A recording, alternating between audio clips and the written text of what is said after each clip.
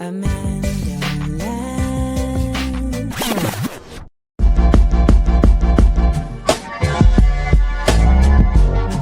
We are. Misan! There you go. How are Hello. you? Greetings. Hey, can you hear me? I can. Can you hear me? Hi, Amanda. Yeah, I can perfectly clearly. Okay. Okay. Well, let me just tell y'all. Misan describes himself. Your Instagram bio is very specific, while not being specific at all. So Misan says dyslexic, neurodivergent, Oscar-nominated, NAACP award winner. Opinions expressed are solely my own. However, I know you to be a photographer. Before we even get there, I jumped on early and I hadn't seen the clip that you shown of these priests. Were they priests? Pastors. Pastors. Yep. Uh, Everybody is getting brainwashed, baby. That's the new wave. Mm-hmm. and it's particularly, I don't know if you've seen The Voice of Hin Rajab yet. Have you watched that film? No, I have not seen it yet. Yeah. There's a part of me that's not prepared. Listen, I ran away from it. I've run away from that film for 4 months, and I decided, look, just, if Palestinians are enduring what they're enduring, go and see the bloody film.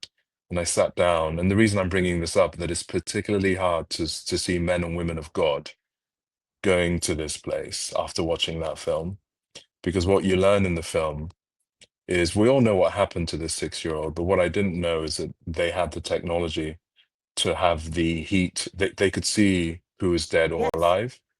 They could see the size of the soul. So they knew it was a child. Yes. And they knew that this child was surrounded by her dead relatives, the corpses of her dead relatives. And then they just played Call of Duty for 3 hours, taking pot shots at her. And it's Because just they're sick. to see people of God, Mm-hmm. in a 24-hour period. I didn't know about this trip. I missed this one. And It's hard to keep up, to be quite honest. I mean, the nonsense is just so innumerable that it's hard to keep up. I mean, the other day you had Itamar Ben-Gvir wearing a noose pin. Yeah, I saw that. Yeah. Along with others in the Israeli Knesset in support of their push to create a death penalty for all of the Palestinian prisoners. Mind you, these people have not had cases. They have not been able to even fight their a lot of them don't even have charges.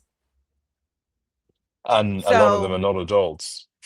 Extrajudicial courts in Hebrew, which the kids don't understand, and they're being held. Oh my God. Anyway, I digress. So I was just in the so context shocked. of that, well, no, I mean, I'm not surprised, because the context of our conversation was about Jasmine Crockett, who is a Black woman who is running for senator. And, there's now a lot of hullabaloo and hubbub about her being progressive and her being, the next wave, and she's going to save the Democratic Party. And me and Sabby Sabs landing that plane at, no, this is not a progressive. This is someone who has staunchly supported Israel. I mean, it's not hard to discern this. People are like, where's the evidence? Where's the evidence? And the evidence, I mean, I can show you as basic as this. When Governor Walz started out tonight by repeating this refrain that Israel has a right to defend itself, Israel has just invaded Lebanon. Israel is now intimating that it could attack Iran. So shouldn't we be looking for a little more than just these platitudes about Israel having a right to defend itself? What is the limiting principle, especially when the U.S. is the one providing the armaments for Israel to wage these military campaigns, as you know, having voted for the National Security Supplemental back in April, which underwrote Israel's war effort? I absolutely did vote for it. I voted for that along with every other supplemental that was available. And I will tell you this.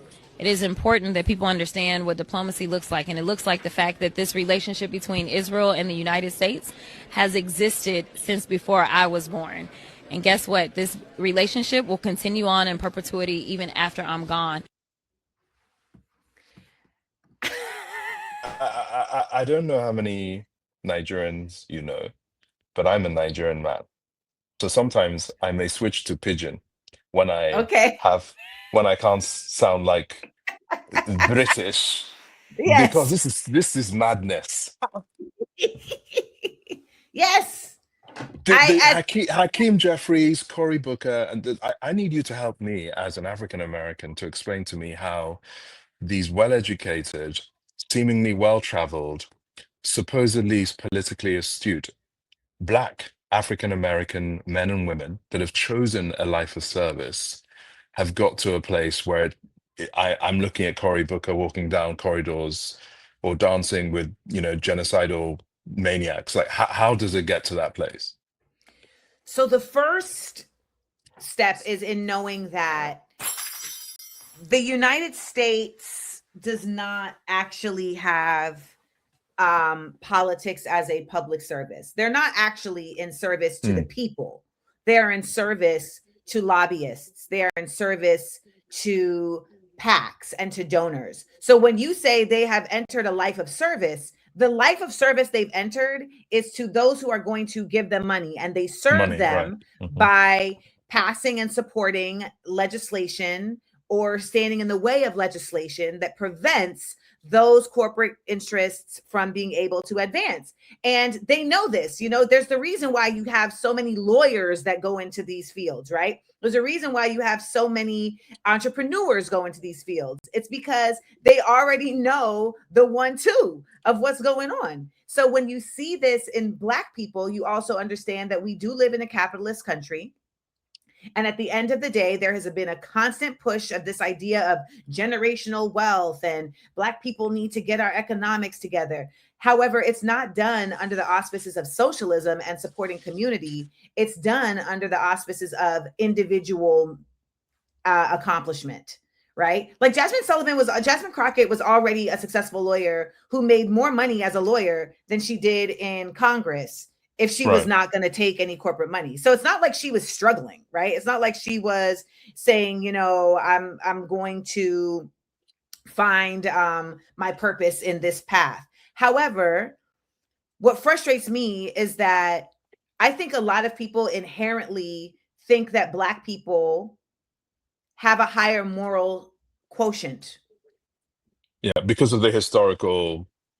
Exactly. And that same thing is why Israeli Zionists are getting away with what they're doing, because they effectively peddled this idea of a higher moral ground because of having a higher pain, right? Higher harm, higher moral ground. And so that's where you get this whole, like, we get to harm people because we were harmed. We have the moral army because we didn't have an army to protect us, which was literally just PR, right? Because the Zionists were actually in cahoots with Nazis. Like, Zionist Jews said, okay, we'll work with you, Nazis, versus other Jews who were like, no, we don't work with the people who are trying to kill us. Like, I think people have really just come to kerfuffle everything together in the same way that they have now with Black people in America. And I am a Black person who lives on a value system that is not capitalist, hence being a radical Black intellectual. And we are not the same just because we are Black. Like the saying goes, all skin folk ain't kinfolk. And we keep using identity politics in this country to put Black people in power that do not support Black liberation. So how do you connect? I think you kind of connected another interesting thing, which is how the far right, and I mean the real far right, has seemingly gone into bed with the Zionist entity. And what I mean by that, when Elon Musk did the what do they call it? The Hague, the the Hitler hand thing. Yeah. The Heil. And then the ADL defended him, said he was, that we should move on. We've just had something in England where a guy called Nigel Farage. I don't know if you probably know who he is. I know him He, vaguely. The name is okay, he's familiar. the head of, he's openly racist, openly anti-Semitic, head of the Reform Party in the UK. And a lot of the people that went to school with him, who are actually Jewish, have come out saying he is an he's been saying things like Hitler was right, reminding people of Candace Owens pre her rebrand. And it's very, very interesting because the Jewish Chronicle, big paper in the UK, did an article saying that we should forget about all the anti-Semitic things he said in the past. And I was like, what? What? It's really, really let me get the light on, hold on. Yeah, it's really, really confusing for me to see how organizations and or newspapers that are supposed to be defending actual Jews are writing articles that are defending Because they're anti-Semites. not. Because this is the thing. The same way that I was saying, like, there has been a confluence, like a false equivalence created amongst all Black people. There's been a false equivalency created amongst Jewish people, right? There's Judaism as a faith. And if you follow Judaism as a faith, then you don't. No, you no, two can't. different things. Yeah. It's the same with Christianity. There's Christianity as a faith. And then there's people who are claiming Christianity, but they're not following the faith of it at all. In the same with everything, there's the same thing with Islam, right? So you have all of these folks, and they like to call it extremists, when I think that's a false nomenclature, because they're not. To me, if I'm an extreme Christian, I'm extremely giving. I'm extremely non-judgmental. I'm extremely supportive, right?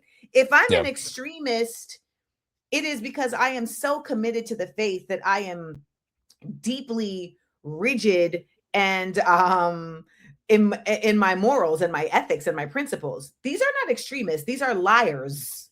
These are people who simply just use these spiritual tools to weaponize against humans because of our capacity to be moved. And you are neurodivergent, so you have less of a capacity to be flipped and spun. It's just what it is. Our wiring is not direct. I'm believing that you also are. I am absolutely autistic. Yeah.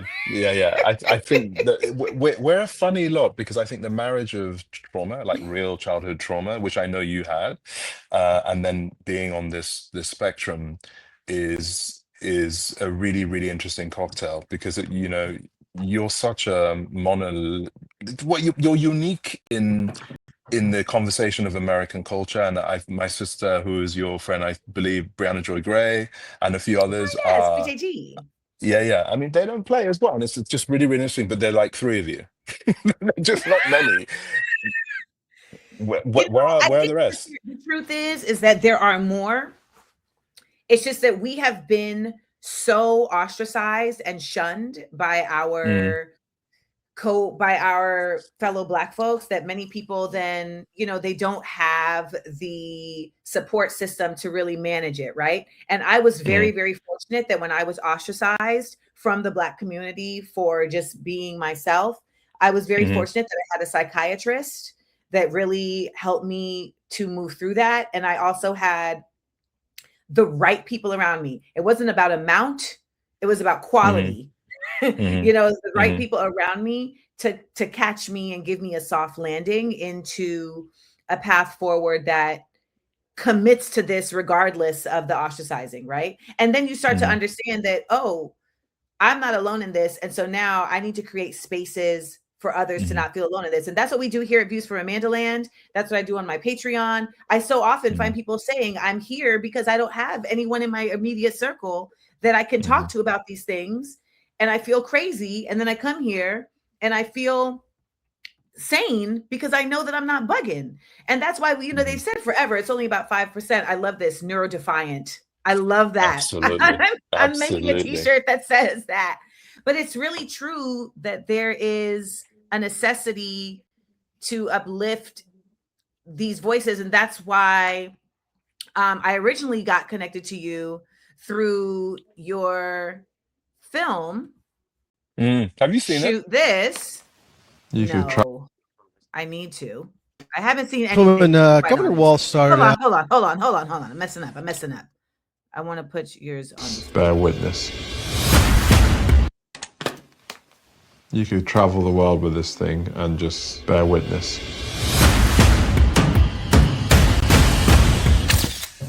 People know me for celeb images, but my passion is observing the human condition and making art that has purpose. Misan Harriman's work captures protests like no other. The images help people see they're not alone in being frustrated. I do wonder about the difference I'm actually making. What do protest movements truly achieve if people are still demanding the same human rights? Power to the people! What you're doing is to give one the opportunity to be able to see. The images will be here forever. As a young boy, the images of apartheid South Africa shook me to my core. And then I went on a journey of understanding what it all meant.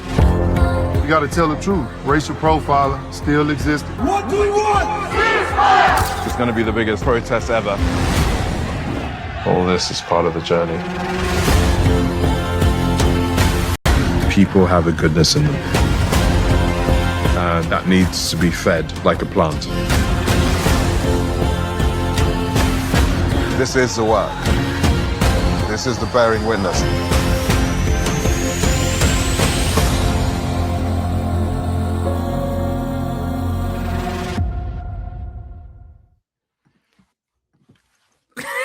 I mean, this is the work. The bearing witness. I can't help but try a British accent when I'm talking to someone with a British accent. So I'm not mocking you. I'm really just No, I love trying it. to. I I'm love trying it. to You're join good. you. I'm working on it. But it's It's, so tell me about the film.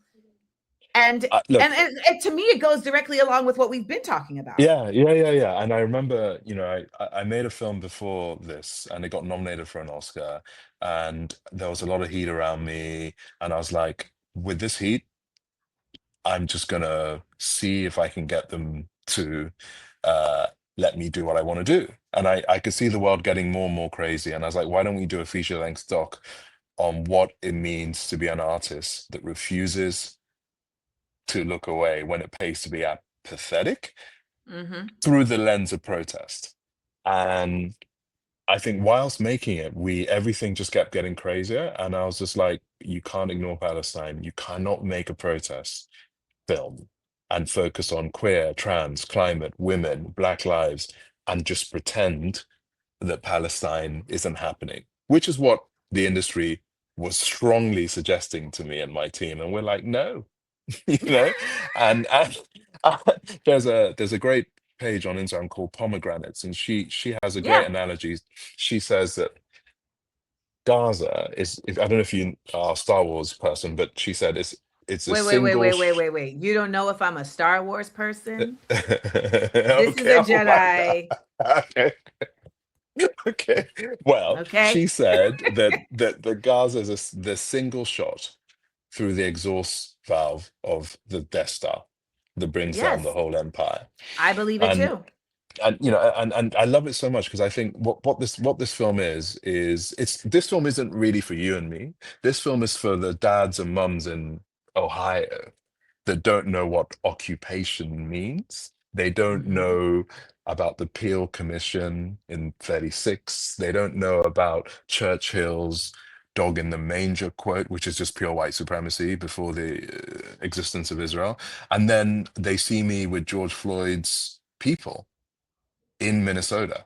And then they start connecting that with the violent war for profit, white patriarchal, extractive capitalist machine that allows Black men to lie in their own piss whilst begging for their mama as they leave this mortal coil. And then I take them from there to Johannesburg, and I take them to the University of Johannesburg that used to be an all-white university. And within our lifetime, that university looks like you and me now. right? And there's a scene in Johannesburg with a professor talking about Palestine, a South African man, big, strong man, talking about the history and the connection. And I think for a lot of Americans, this film is accessible because it's got all the shiny things with me at the Oscars and everything else, but it always takes them back to help them understand that we have to decolonize our minds, and protest matters not just because of getting arrested and getting on the news, because you build community, and within community lies the ability to unlearn. Because one of the most dangerous things I've seen is a combination of confirmation bias and arrested development. Just hanging out with the same people, that holiday in the same place, that listen to the same music, that, you know, love Jay-Z, Beyonce, Taylor, whoever, and they literally are in a bubble of extractive capitalist status quoism. And my film is to gently but hold your hand and pull you out of that room, you know, for you to look outside and realize that your reality is not built on anything outside of the blood and broken bones of brown and black. Usually at this point, if you're looking at your iPhones and your Tesla cars, kids, right? Because you look at Congo, you look at the, you know, the new phones every September. You look at the fact that many of us don't realize that a lot of the things we're told to buy that we don't need. We're at Christmas now, for God's sake. How many of us are still buying, shopping? Right? I've canceled Christmas. Which is in I've Bethlehem canceled it. and Jerusalem. Where is Right. that? In Palestine. So it's a film about my life that helps you go on a journey of unlearning and decolonizing yourself through my images. Listen, Edward Enninful changed my life when I became the first Black man to shoot the cover of Vogue in 2020. I could have just stayed on that lane and done pretty well for myself, taking pictures of famous folk. I'm very proud of the humans that I've shot. I'm very proud of how I shoot Black people in particular, because I have a lot of issues with the gaze of our people when they make us purple. I thought you were saying the gays, like GAYS, and I was like, what do the gays have a problem with? No, I love them. No, they haven't hurt anyone. You know, I'm talking more about the gays. GAZE, yes. I mean, I was on Insecure, and that was like a really big issue with, not issue, but that was a really big focus, was like shooting Black people properly, you know, and us being able to, like you said, not be purple. Yeah, and you know, if you look at most of the biggest, this is American Vogue I'm talking about, they still in general use Annie Leibovitz, and I'm always confused by that, because there are plenty of Black men and women, even in New York State, that can take a picture. And I'm like, if you're gonna shoot, you name it, you know, most of the Black covers, sometimes they'll use Tyler Mitchell, which is great. He was the first Black man to shoot the cover. He did Beyonce in 2018, but in general, it's usually Annie. And I'm like, yeah, but people don't make demands. That's also part of the problem too. You know, we act as if we don't have agency, right?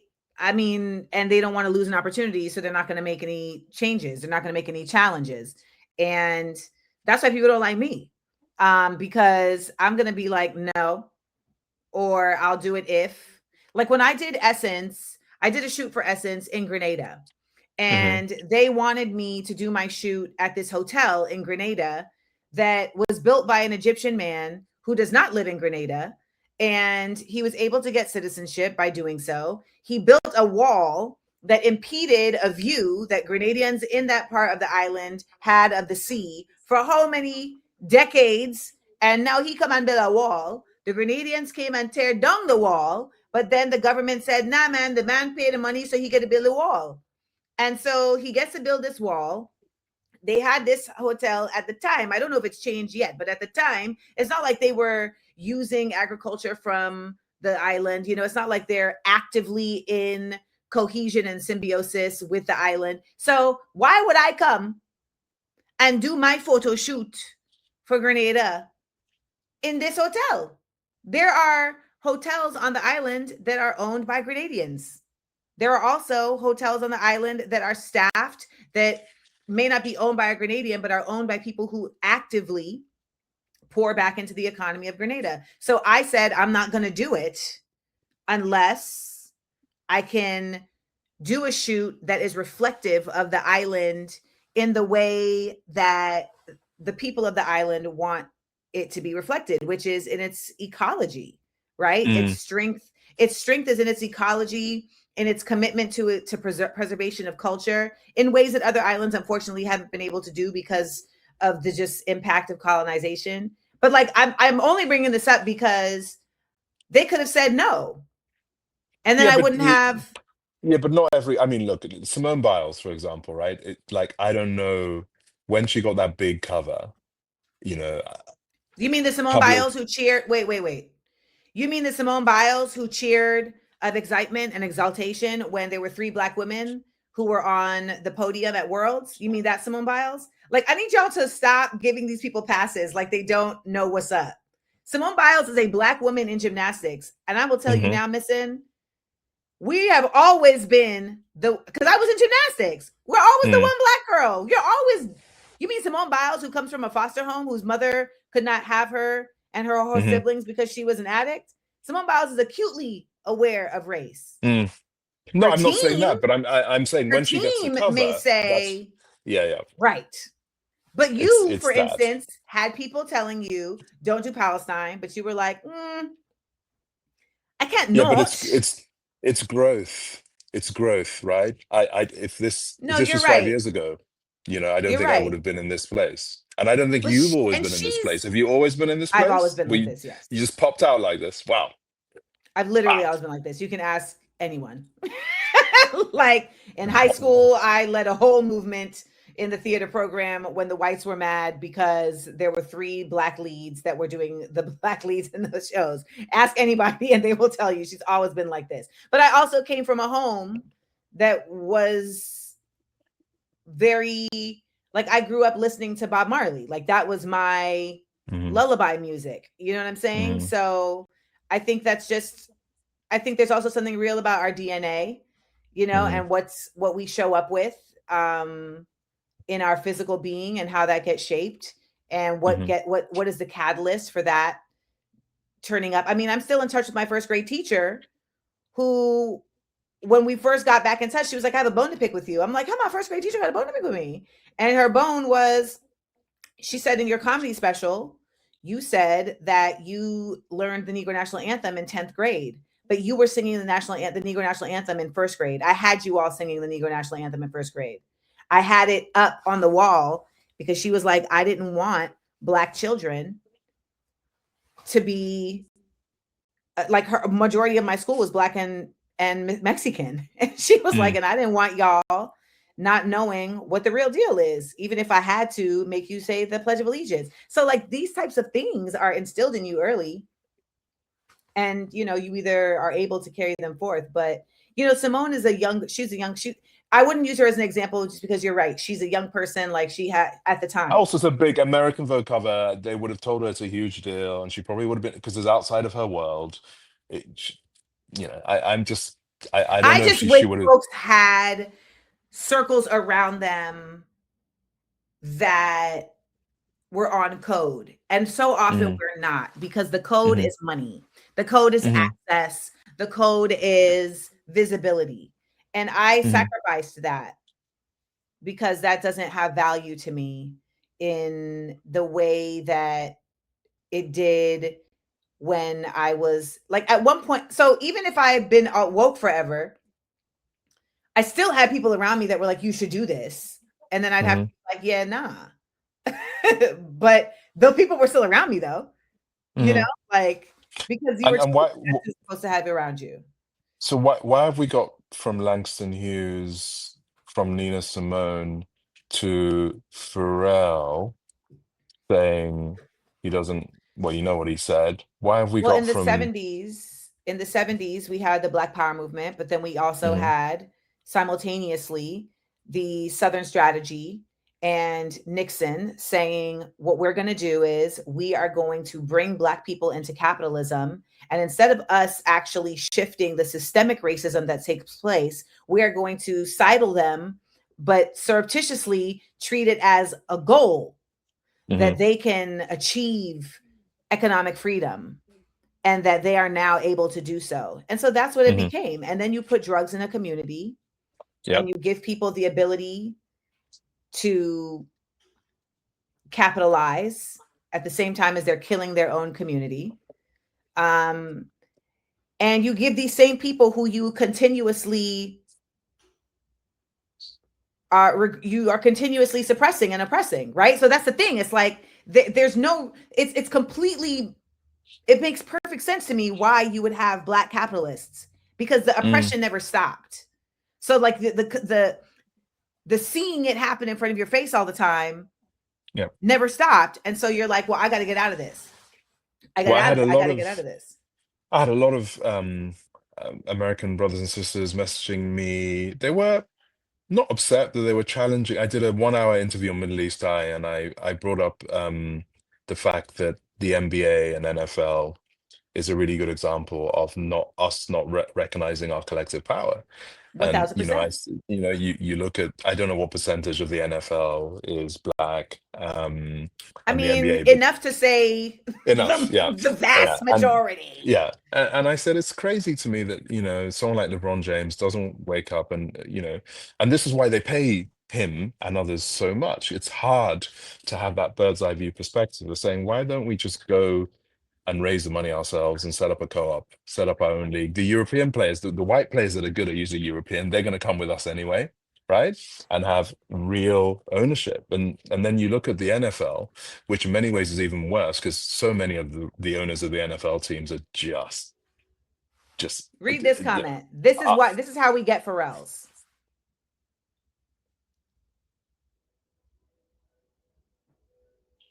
I see. Lord, and he has Lord in his name. I see. And love. Yeah, I see. But this is. But is it a human or a bot? I mean, it doesn't matter, because there'll still be humans that respond to the bot, right? But this is very much the thought process. Just shut up and get your money. Don't try and be. Well, I mean, getting them, and that's the irony, and that's of it, right? Because you know what the other part of the NBA and the NFL is that many of them, more NFL than NBA, are shaped by white men in their young lives, by coaches. Yeah, who do not have the politics that recognizes the humanity of Black and brown bodies, which I find so interesting, right? And then you look at the quarterbacks, like I'm 47. We didn't have Black quarterbacks till what, 90s? 90s. Like when Mike Vick was a quarterback, people were like, this is impossible. Yeah, because we were the Bucks, right? You shut up. Well, they literally said we're not smart enough. Don Imus, to hold the ball and read the play. Shit, said we're not smart enough. Yeah, and so I say that I say actually, the structure, the power structure on the field was plantation based, as far as I'm concerned, right? And people are like, what are you talking about? I'm like, but look at it, just look at it. And how do we have the level of wealth that is in the NBA in terms of 50 million, 100 million, and you're telling me 10 players couldn't get together and buy a major chunk of a team? I think they're like 3 owners, and those are the Michael Jordans and the Magic, if you like. Colin Kaepernick kneeled for awareness around police brutality, and the entire league didn't kneel with him, and they destroyed his life. I mean, they have they even Spike Lee's doc, have they pulled it? I don't think that's coming out. I didn't even know it existed. There's a big doc Spike's been doing for a long time on Cap's life, and we'll see. HBO's just been bought, so we'll see. But I heard it's not. Well, did it get bought? There's a new offer, right? I thought it was Netflix. Yeah, now, I'm talking about it a little later. Yeah. Larry Ellison and Oracle.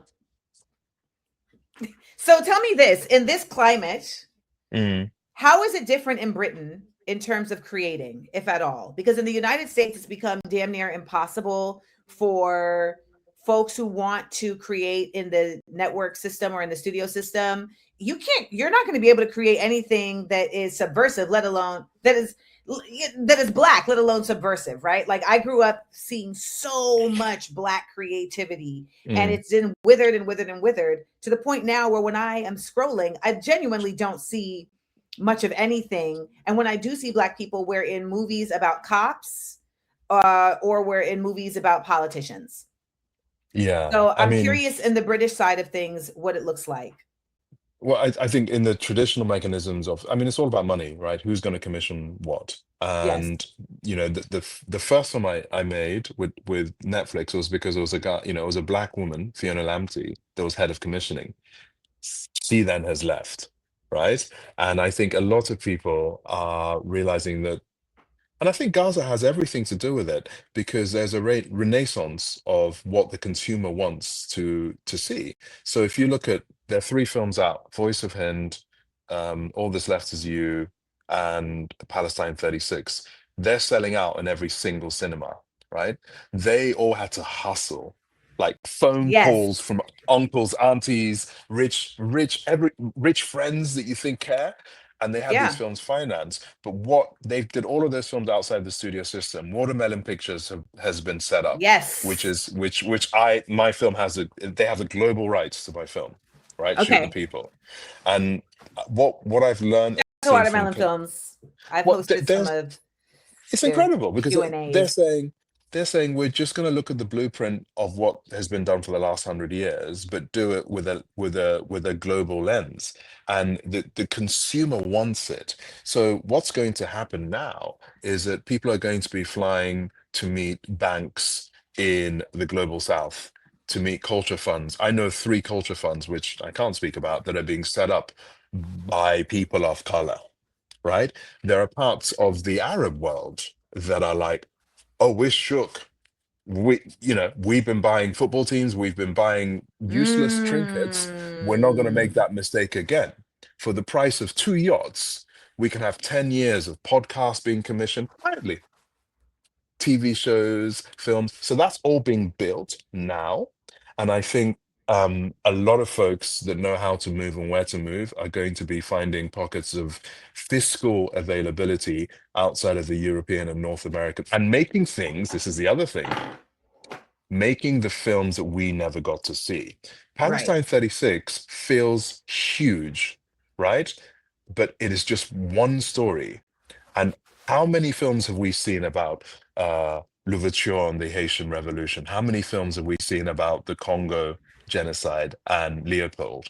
How many films have we seen about the Mau Mau massacre? How many films have we seen about the Bengal famine? I can go on all day. People want to see that, and they're now going to be made, and we don't have to ask permission of racist, usually men, that are sitting in their LA offices trying to think that we are the only gatekeepers that allow us to tell our stories. And Tyler Perry movies get made. Oprah is allowed to do what she does for a reason. We have to ask ourselves, no, but why hasn't Tyler can make a movie about Louverture, so Oprah could finance a movie about the Mau Mau massacre, right? I mean, you would think they did Roots. And it's like, how many times are we going to do Roots? How much new there's new knowledge about old things that need to be shared, and we don't even have any history after 1945. Here in the United States. Misan, you would think that nothing happened after 1945. Like Martin Luther King was alive and then he died, not assassinated, he died. I mean, I've just got that book. Did you get the book Without Sanctuary? Have you got that book yet? No, Without Sanctuary. I mean, America's so fucked up. About the lynching Christmas cards. Well, not you, but Americans used to send themselves. So it's an extraordinary book that goes into detail. I mean, this was a real practice where someone would send a relative a picture of a lynched Black woman or Black man as a Christmas card.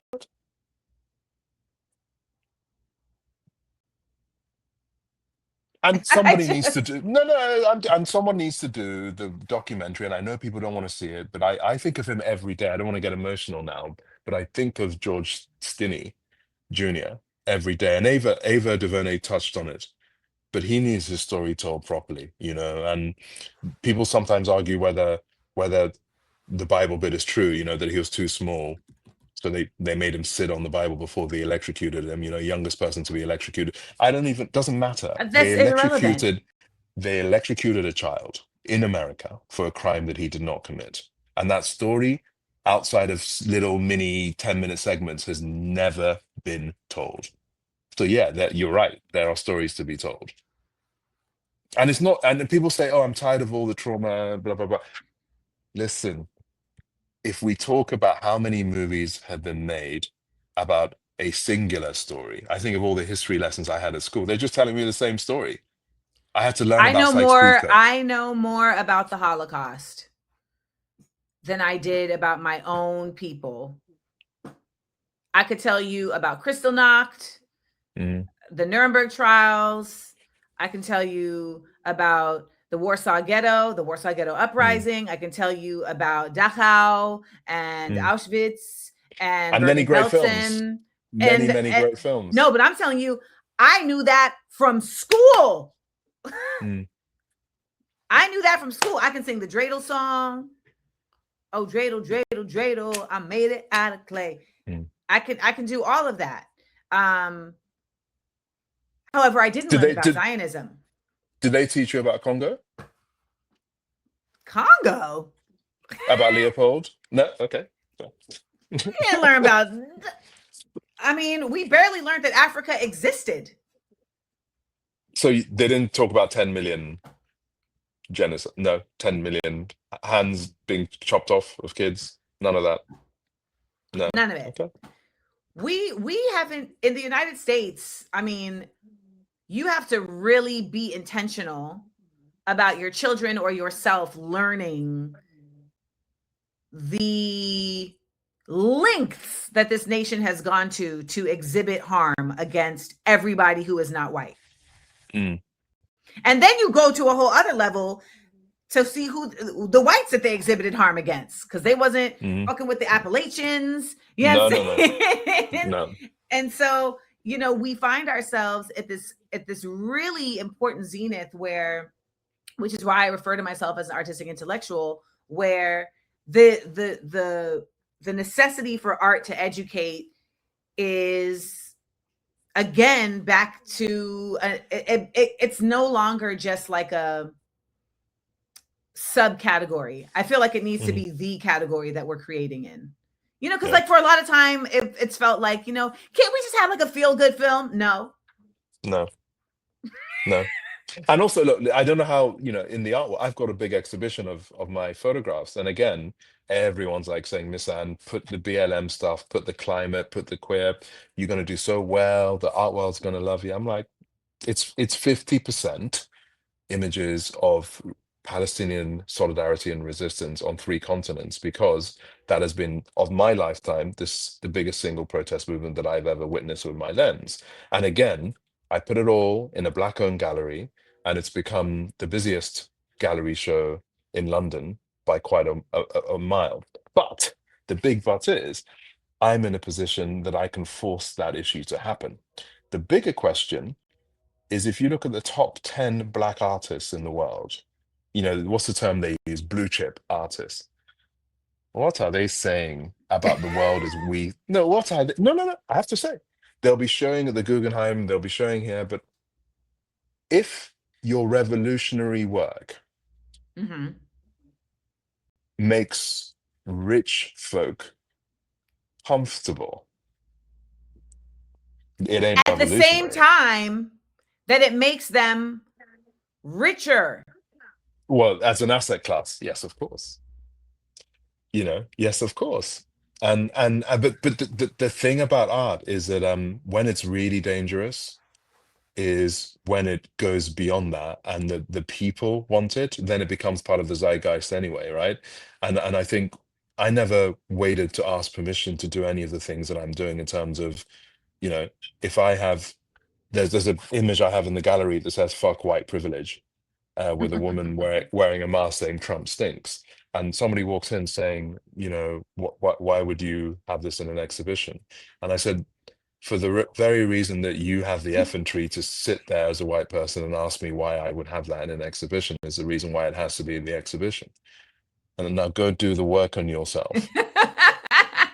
Right. You know, so I don't know how it is in America, but I think the museum system is the gallery system. A lot of people that are Black that are doing very well are very, very scared. That's why Amy Sherald is just a legend, because she's like, no, you're not going to do that to me. You know, and she Yep. found a space where her work could breathe and be what it's supposed to be. There are not many Amy Sherrills out there, I'll tell you. But that's what you were saying before, though, right? I mean, like there's like little pepperings of us in various spaces, and why that's also why it's so imperative that we all remain connected, and sharp. I I mean, have to ask you, Amanda, what was your lowest point in the last 2 years? Because I know you've been vocal about all of this for a long time before October, but I know for most people it became Miss Rachel's hiring security now, right? I mean, it's just it's out of control. Was there a time in the last 2 years where, not because people are necessarily after you, but the pure medieval violence reigned upon, you know, men, women, and children, but particularly children for me? Was there a moment where you're just like, I don't know what to do or say anymore? February of 2024. I remember I was just talking about this last night with my homegirl. I was sitting in my car in my garage. I had just come home and I was sitting in my car. I was on the phone with my homegirl, and I remember just sitting in the garage in the dark talking to her and saying, like, I just can't get, I don't want to kill myself, but it feels like I'm dead. Like, it feels like death.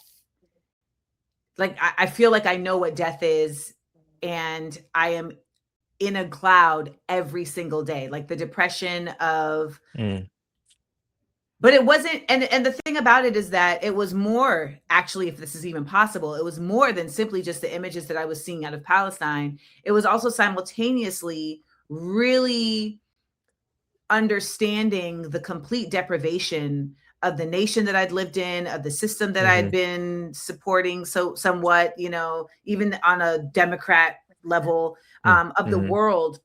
And so it was a complete ego death of what I knew or thought I knew, but it was also a complete death of my existence, you know? So, I mean, it's just like watching Alderaan be eviscerated.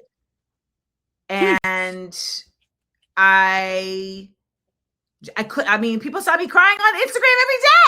I mean, I had to get on Lexapro. I mean, I had to get on, because I just realized, like, I mean, I developed IBS. Like, I mean, it was just like, you can't manage. Like, and I had to really meet myself at the reality of, like, you can't manage. And you are dealing with a force that is not something you're making up. That is well organized, incredibly unemotional, and in its long-term intention to do what it needs. I mean, it's straight up Star Wars, but the thing that makes it so much worse than Star Wars, apart from it being real, is that there was something. It's been removed from the internet, at least I can't find it anymore, of a child that was in the rubble, and you could only see her head, and the guys couldn't dig her out. She was in a position that they couldn't dig her out, and they knew that she was dying. They knew, and they had she to didn't talk to have her long, and keep and they her had talked safe. to her, and then one of the guys was playing with her hair, my sister, and she didn't know she was dying. you know, and they were having, I locked myself. I have two little girls. I locked myself in the toilet, and you know, there are different types of crying, right? There's the kind of tears roll down, and you're like, you know, and then there's like, I I do that a lot, but this is the first time I can remember, You at least in my wept. adult life. No, I wailed. I wailed. I I've had wailed. those. I sounded like an animal. It wasn't. I didn't Hmm. sound like, you know. And then from that wailing, I would then go into one of, because I wear many hats, right? A work environment surrounded by people that are trying to tell me that this is exactly how it's supposed to be. And that can make that can I can see why people lose their minds. You know, Yes, it's, you know, because so it's, it's and this is why it's so necessary to keep making the things, right, and doing mm, the things. And I'm going through that now with Sudan and the Congo, and hearing the stories that are coming out of there are a whole other level of reprobate. So it's and you're trying to somehow, I feel like we're having to create a cellular capability that allows us to see it in its horror without becoming calloused, mhm. and thus, like, the processing of it has to be not how do I not feel when I see this, but how do I become action oriented when I see this. And What do it's you a do with it? Yeah, conscious, yeah, yeah. it's a conscious decision I've had to make around how to take in this information, and then you see people like Hillary Clinton and Sarah Horowitz running around talking about, well, the problem is really that people are watching TikTok, not the fact that there's an TikTok. actual Yeah, yeah, genocide yeah, happening. yeah. It's not the That's not the bombs. problem. Yeah. And the arrogance. This is the thing about confirmation bias, her level of arrogance. And, you know, when you see someone like her saying, and she's fundamentally saying that when it all boils down to it, the only answer is violence. She can use all the, you know, finery that, you know, she's just saying the bombs have to drop and they have to continue dropping. And the pure white supremacist viewpoint of her world is extraordinary to me, that she can sit, and the second interview she did, the guy actually tried. He tried to push back, and he goes, "Yeah, but what about the the baby?" I mean, he tried, and she's like, "Well, war is war." I'm like, Is you it? know, Because that's that's really not what's happening interesting. in Ukraine. Hmm. Don't let me start with that. I'm ambassador for Save the Children, and I got very frustrated with UNICEF. So the two biggest charities, not with UNICEF, but because there's some amazing people at UNICEF, but the biggest ambassador for UNICEF from a British point of view is somebody called David Beckham, who I'm sure you've heard of. And I remember how Bendit. vocal, well, he wasn't doing anything like that for the last 2 years for Palestinian kids, yet he was incredibly vocal for Ukrainian children. And I don't mind if you're rich. I don't mind if you're famous. You can get on with your life and enjoy it. But if you choose, and this is where we get into an issue with me, if you choose to be a children's goodwill ambassador, Right. and there's a place that is the size of a postage stamp with 1 million children in, that has had 6 Hiroshimas dropped on it, and Yep. you haven't said anything, and you're a goodwill ambassador for the biggest children's charity in the world, I have a problem with you. Either you relinquish that, or these children, and I will say, I just need your voice. Just speak, say something. It really matters. In the British cultural setup, he is someone that he can get a meeting within 1 hour with the prime minister. It's just the way things are Absolutely. set up, right? It is what it is. Say something. You know, you've got your knighthood, you've got all your things, but you are still a children's ambassador. And I found it extraordinary to me the amount of goodwill ambassadors for children in the last 2 years that were completely and utterly mute. in the biggest attack on children that we have seen in a generation. You know, just because Well, I have they're so many white children's ambassadors. They're ambassadors in really just the regard of, and they may not even know this, but they're really just tools for soft power, because a lot of the actual services being provided to the children that they are the ambassador for are done so with an attachment to some level of leverage or power that is being carried out. So like when you see someone like Bill Gates, or you see the United States government somewhere helping kids, it's never done in altruism. It's never done in altruism. It's always done in an exchange of power, whether it's militarized or economic, right? Yeah. So then they get celebrities who come on board to be the children's ambassadors, which sounds very noble and very like we care. And those celebrities don't realize that while they are simultaneously also building up their own face and their own, reputation for being a good person, they are actively supporting systems that are in place to actually diminish these people's safety. So it's a part of the NGO, nonprofit system that really does not seek to solve problems. So I'm feeling particularly cynical today. So you're getting a lot of, you're getting all the. No, but we've this 2 years. I look back, and I think none of us are ever going to be the same. Whatever veil that was on for me, it's just all gone, right? All of it. And I'm not alone. But what's amazing is that a lot of other people, and this is what gives me hope, because sometimes you're like, where's the hope? Where's your hope? Is that a lot of people are beginning to go on a journey to like, oh shit, the Democrats and the Republicans just bomb everyone. That being right or center or left, depending on where you live, doesn't mean that you're not bombing people.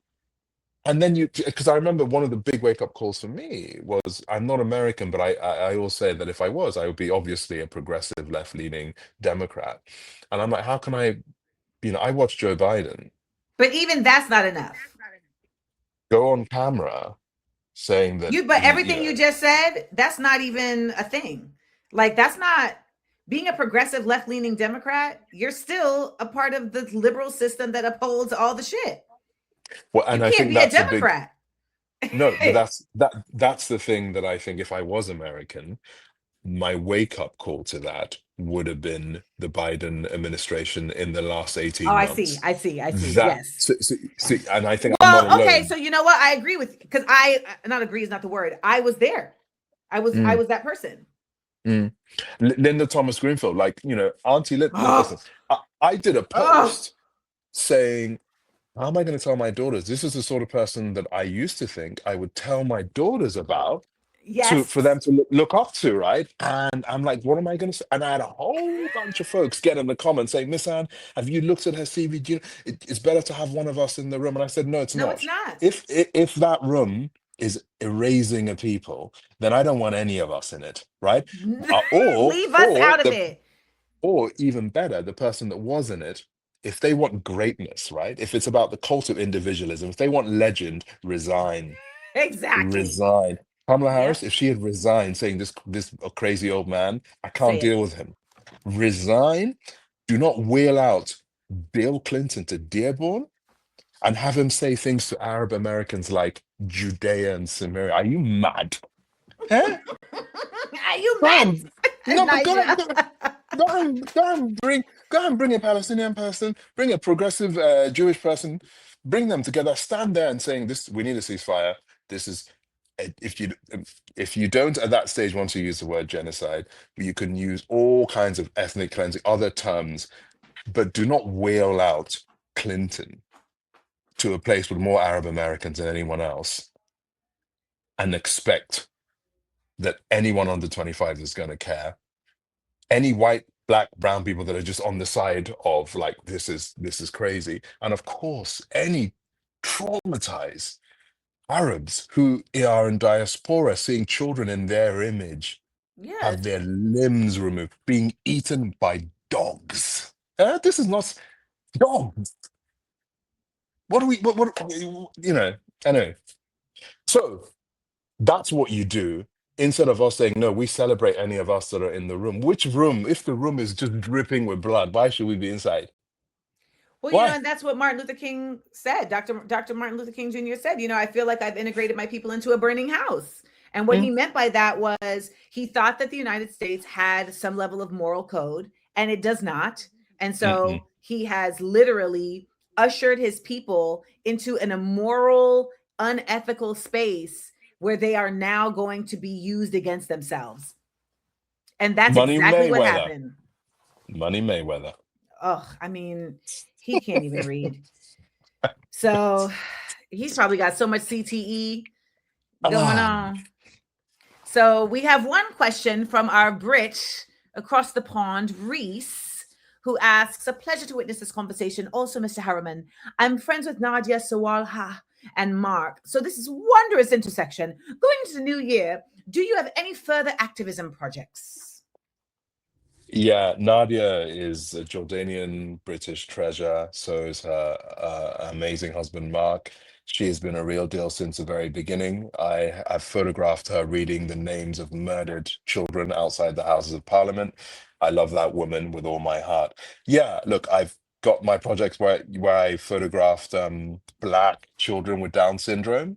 So I'm trying to find a way to, so again, with my lens, I point to communities and places that don't always get the recognition. I've had the honor of photographing, so even within Down syndrome, they have just in general, erased Black children, right? And I don't know if you know, Down's children are all angels. Yes. And to have Black babies with Downs be, photographed with me, it was more important to me than any celeb that I've ever shot. So I'm trying to make sure we've done a few little shows and exhibitions, but that's a big program that I'm trying to reach others. I'm trying to get into Sudan. I'm trying to get into Congo with my camera. I was in Somalia and Cairo with some of the projects that I'm working on. It's getting harder and harder for me to get into certain places. I want to get to the West Bank, but I'm on a very, very, very, very naughty list with you know who. So my safety isn't guaranteed there. But I'm just going to keep pointing my lens, and then I'm shooting my next movie as well. So trying to keep myself. Are you allowed to talk about that? Or not allowed, but are you interested? Well, two things I'll say about films. The one that I'm hoping to shoot next year is about addiction and redemption in a forgotten America, starring one of the great actors of our time, a Black man. That's all I can say.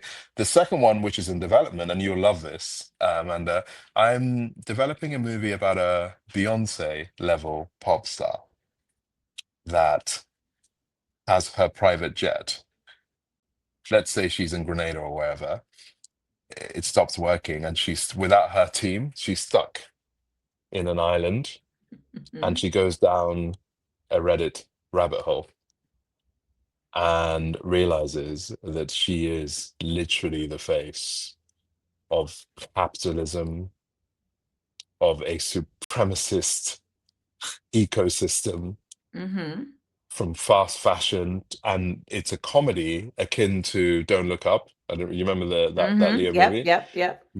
Where the movie basically starts with her being isolated, gone down a rabbit hole, and she tweets free Palestine, free Sudan, free Congo, and it's like DEFCON 7. Like they call the president and said, "Oh my God, she's call the president!" And it's about what the team in New York and LA are trying to do to mitigate this, and the journey that this pop star has on realizing the inherent power of this immense audience that they've been given. Because this is why I keep bringing up celebrities, you see, it's that not because I see them as some messianic figures, is that they won the land grab of the real estate that for now we're stuck with. If you look at the top 10 most followed people on Instagram alone, it is 4 Kardashians, 3 or 4 footballers, Taylor, Beyonce, what have you, and the total following is almost 4 billion people, right?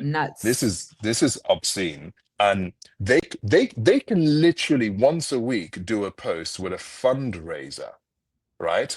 That could raise more money than every single humanitarian organization Yes. combined, and they wouldn't have to leave their bedrooms. No. Okay, so I'm not asking them to become revolutionaries at the tip of this spear of any movement.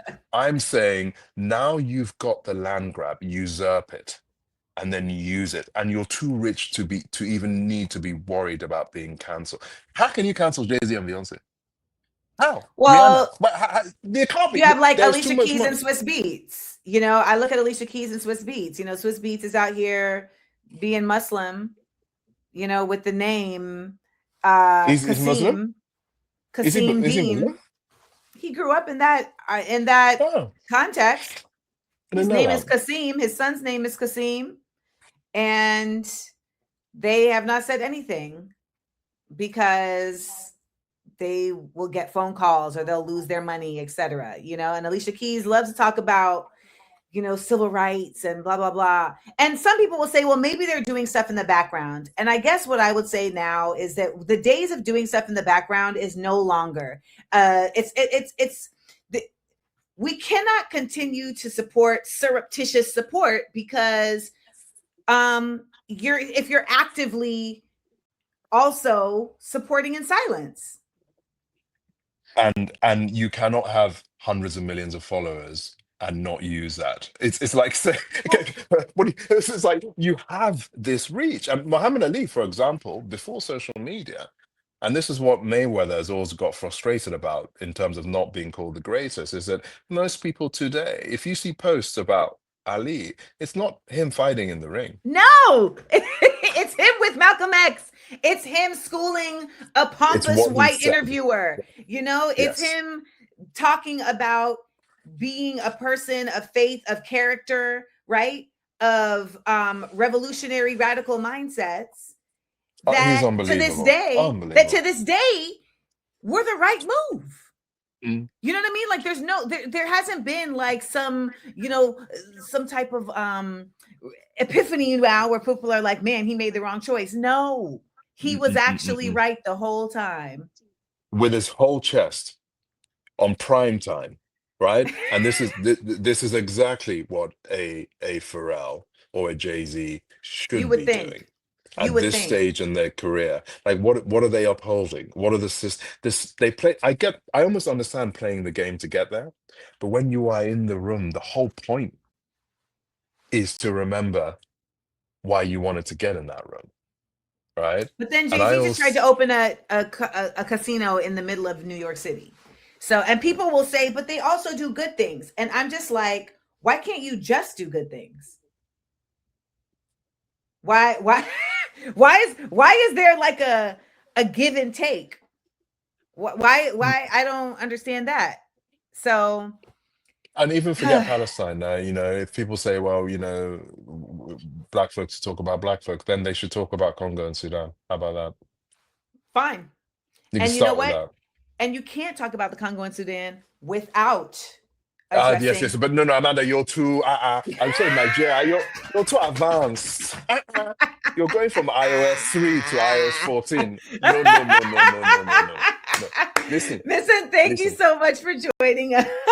My pleasure.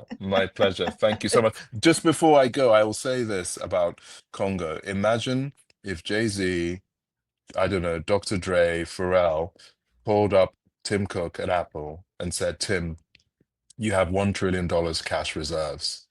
It would be a rounding error to set up a $30 billion fund to make sure that no child under 18 is anywhere near the mining system, right? To make sure all the schools, hospitals are built, roads built, that the best Congolese minds in country and in diaspora are leading this charge in making sure a country that should be richer than Saudi Arabia, that is fueling the future, this AI. You know what Tim Cook would say? Tim Cook would say, I don't have the power. Because and that's the other part, is that the people that we think are running the show ain't even running the goddamn show. true. But if you had LeBron, Jay-Z, the people that shape culture actually speak in one voice about this thing, it will, I think it would, They should be Muhammad Ali trying to was, get into, but this is the thing. Like, I actually don't want them to just speak. Like, what made Princess Diana so, crazy to the monarchy was that she physically went. Like she physically went and spoke to people. She physically went and walked through the landmines. And apparently Palestine was next on her agenda. And they took her out. I believe that they took her out. It's alleged, but that's my belief. I say that to say it actually isn't enough for them to just go to Tim Cook. I think that there's something very real about the fact that these people have the money and the safety and the capabilities to bring things do it themselves. To do it themselves. I forget how wealthy they are. I mean, I forget that they are. Like, it's like next level. The wealth is next level. The wealth is next level. And but your work is next level, ability Misan. Yep, I know we got to go. But you're amazing. Are you ever in London? I would like to be. Come I would like to through. be. I need to be on more international spaces and whatnot. So I am trying to do more podcasts from, having, and not just like in a ambitious mindset, but in a, we need to be having like these cross connection, cross-cultural conversations. Part of what has been so problematic in the United States is that we've really been siloed, and that has limited our ability to be useful for not only ourselves, but for the world. And so there has to be a geopolitical consciousness that is actively pursued. So I'm making it my business to try to have more conversations outside of the United States sphere. And so if you know any podcasts on the international stage that you think I should connect with, let me know. Of course. Thank you for having me. Thank you. So and where can folks... I won't say happy holidays, because I genuinely think it is at this time where we need to recognize that Haiti, Congo, Sudan, Palestine, this is the time you need to think about what you're going to do about it whilst you're at home overfed. Think about it. For me, my film, Watermelon Pictures, just follow them. They're going to, Rolando put it in the chat, so he'll put it in the chat again, y'all. And thank you so much for the work that you do. And let's continue. And Misan, stop sending me 5011 DMs. Let me tell y'all something. Misan is gonna send you every post. So when I meet someone that is on my spectrum, I love it, right? Because there's a friend of mine called Lisa Morris, and she sends even more than I do. Like, I have no filter. I can't. I respect it. I just no. Honestly, when I read your IG bio today, I was like, oh, that's why. Fully, and that's me trying to limit myself. That's how I respect it. I'm telling you, once I saw the bio today, I was like, oh, I get it. Now I understand. We are akin. Mine is more compartmentalized. I have very specific people that I send specific things. Like some people, they get all posts that I see about mushrooms. One person, he gets anything I see about fireflies, because I know he loves fireflies. My homeboy Luke is going to get anything that is wizards, Lord of the Rings, and animals being cool. And it's very, very specific. I used to send somebody whales, but they fell off my list. So no more whale posts. It just is what it is. Oh gosh. Well, that makes me feel a little better. What? Oh, you felt bad. I'm sorry. Apologies. I wasn't trying to. I was just having a laugh. I absolutely love the idea that no one can pretend to be who they're not online. Like, if you look at the behavior of all of us, it's us. It's us, right? Like, it is who you are. And I love it when people pretend that, like, they think they're no, it's us. They think they're playing 5D chess. No, That's you. Yeah. It's you. Well, I'm glad that we got to meet digitally. I look forward to us meeting in person. Absolutely. And I will make it my business to watch the film. Now that it's like, when I'm home, I don't get time to do anything. When I'm on the road is when I actually get time, because I just, between doing things, I'm like, oh, I can watch stuff. So I will be watching the film. Before my film, watch the Voice of Hind Rajah, please. Please watch that I film. will. My gosh. Noted. Take care. Noted. All right. Aman.